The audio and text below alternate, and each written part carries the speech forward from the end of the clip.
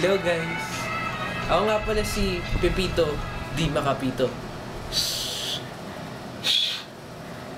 Anyway, ang kwento nito ay finorm spring sa akin ni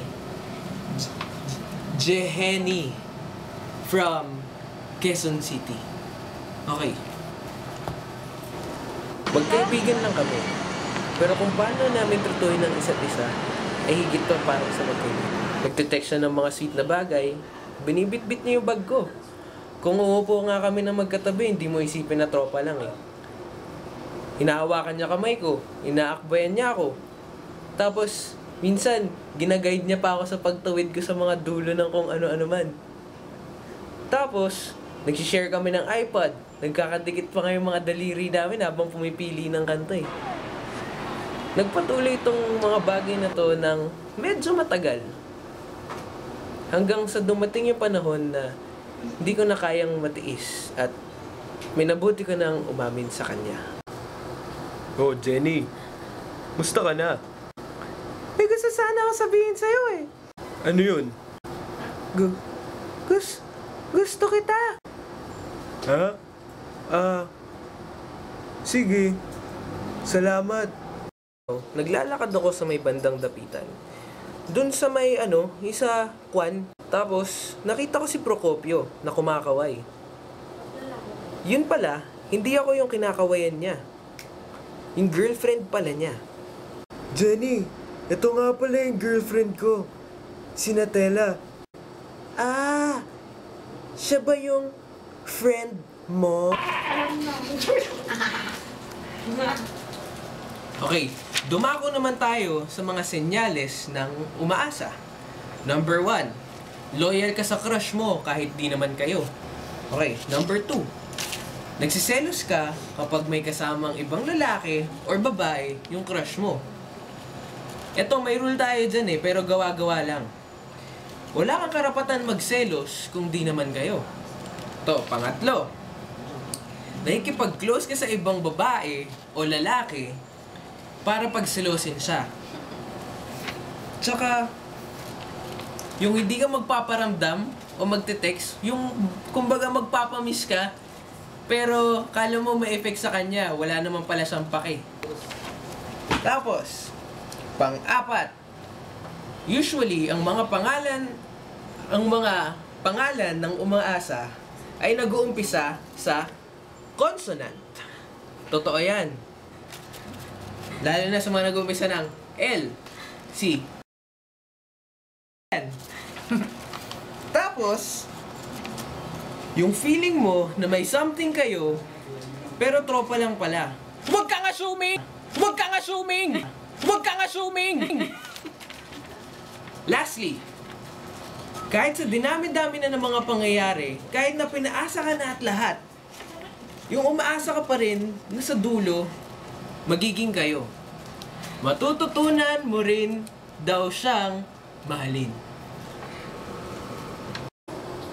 Si Dohonabel ang babaeng una kong minahal ng sobra-sobra. Dati akong babaero, pero para sa kanya, nagbago ako. Lahat ibinigay ko sa kanya. Lahat ng mga luho niya, lahat na gusto niya ipabili, binigay ko.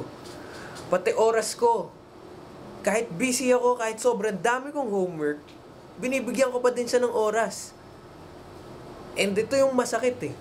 Pati puso ko, binigay ko. Nung araw na yun, nakipagkita ako sa kanya sa isang coffee shop. Binala ko ng umamin sa kanya nung araw na yun. Pero nung araw na yun, balak din pala niya ipakilala sa akin ang boyfriend niyang babae na si Thibaut. Wasak na wasak ang damdamin ko nung araw na yun. Sobrang di ko maintindihan kung matutuwa ako ba para sa kanya o magagalit. Noong panahon na iyon, tinawagan ko agad si Procopio, isang barkadang malapit sa puso ko. Ngunit, siya ay nasa malayong lugar ng mga panahon na iyon. Kailangan ko na makakausap, pero wala akong matawagan. Ako'y napayoko na lamang sa coffee table doon sa coffee shop. Tapos, nakita ako ng isang long ago na kaibigan na si Jenny. Oh, Tikboy! Ikaw pala yan! Oh, ano nangyari sa'yo? Ba't parang nalulungkot ka? Ano kasi? Finrendzone ako ni Dohonabel. May boyfriend pala siyang babae. Binasag niya ako. Matututunan mo rin mag-move on.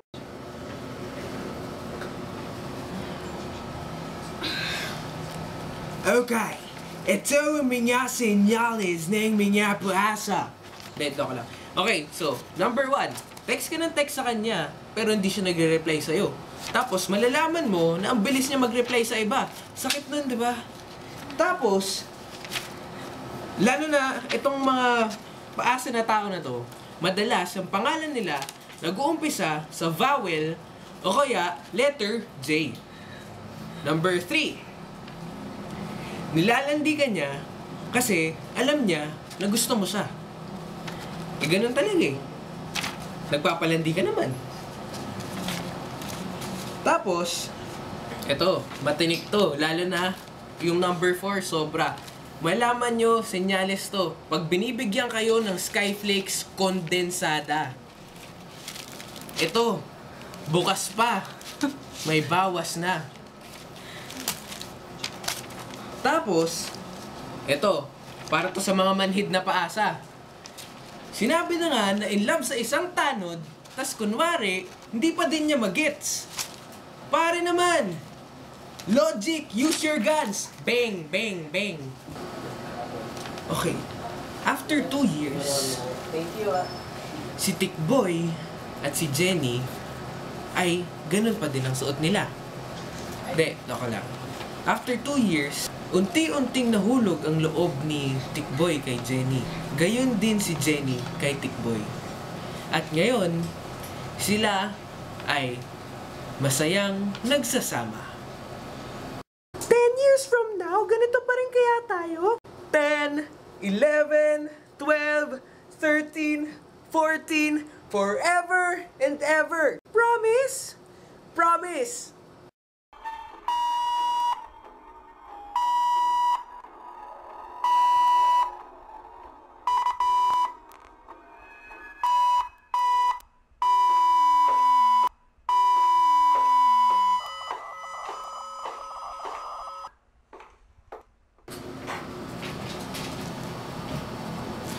Okay, guys, nandito na tayo sa dulo ng programa ng Tales from the Friendzone.